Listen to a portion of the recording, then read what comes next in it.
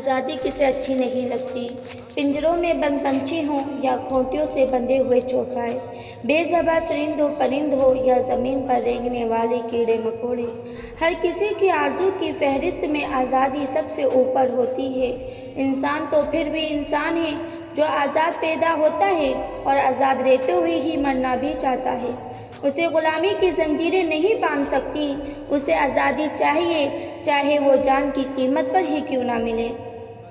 جو اسے غلام بنانے کی کوشش کرتا ہے، جو اس سے اس کی آزادی چھیننے کی حماقت کرتا ہے، اس کے سامنے وہ اپنی جان ہتھیلی پر رکھ کر ڈٹ جاتا ہے اور بابانگ دہل کہتا ہے، سرفروشی کی تمنا اب ہمارے دل میں ہے، سرفروشی کی تمنا اب ہمارے دل میں ہے، دیکھنا ہے زور کتنا بازوئے قاتل میں ہے۔ سامعین کرام، یہ داستان خون چکا آپ سبھی کو معلوم ہے کہ انگریز تاجروں کے بھیس میں ہمارے ملک کے عزیز میں آئے اور دجل و فریب اور مکاری اور عیاری کے بلبوتے پر ہمارے ملک پر قبضہ کر لیا، ہمیں اپنے ہی گھروں میں قید کر دیا، ہماری آزادی چھین لی، ہمیں بے بس و لاچار کر دیا، ہم پر ظلم و ستم کے پہاڑ توڑنے لگے، مگر ہم ہندوستانی جنہوں نے آزادی کو ہمیشہ اپنی جان پر مقدم رکھا، جنہوں نے غلامی کی زنجیروں کو پاش پاش کرنے میں کبھی سستی و غفلت کی چادر نہیں اوڑھی، انگریزی حکومت کے سامنے ہزارے جان کے ساتھ ڈٹ گئے، ہزاروں جانیں ہم نے قربان کر دی، ہمارے لاکھوں بچے یتیم ہو گئے، لاکھوں عورتوں کا سہاگ اجڑ گیا، ہندوستان کی پوری سرزمین ہمارے خون سے لالہ زار ہو گئی، ہم نے قید و بند کی مشقتیں جھیلی، کالا پانی کی سزاؤں کو ہنستے ہوئے سہا، آخر کار ہمارا خون رنگ لایا اور 15 اگست 1947 کو انگریزوں کو یہاں سے منہ کی کھا کر بھاگنا پڑا۔ اسی دن ہمیں آزاد ہوا میں برسوں کی غلامی کے بعد سانس لینے کا ذرّی موقع ملا۔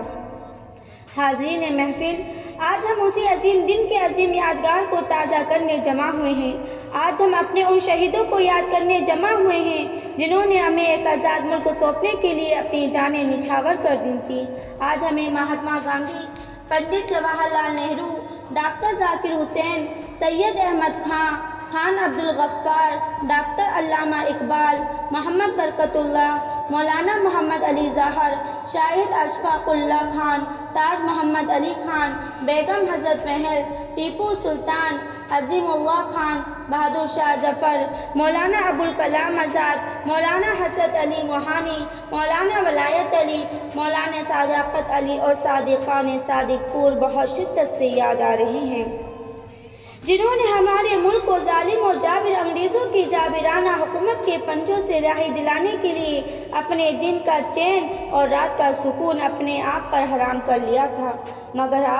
آج ہمارے خلاف طرح طرح کے الزام تراشے کی جا رہی ہیں اور ہمیں مختلف طریقوں سے ملک و وطن کا غدار کہا جا رہا ہے، ہمارے قتل عام کے نعرے لگائے جاتے ہیں۔ کیا ایسے ناعاقبت اندیشوں کو معلوم نہیں کہ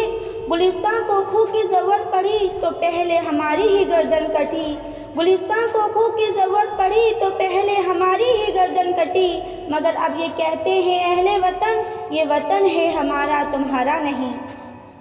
حاضرین گرامی، کیا انہیں نہیں معلوم کہ ہندوستان کی آزادی کے خاطر ہم نے جو قربانیاں دی ہیں ان کو اخراج عقیدت پیش کرتے ہوئے خود آزاد ہندوستان کے اولین وزیر اعظم پنڈت جواہر لال نہرو نے ایک بار سر عام کہا اور اقرار کیا تھا کہ ہندوستان کی آزادی کے لیے پورے ہندوستان کی قربانیوں کو ایک پلڑے میں اور صادقان صادق پور کی قربانی کو دوسرے پلڑے میں رکھ دیا جائے تو صادقان صادق پور کی قربانیوں کا پلڑا جھک جائے گا۔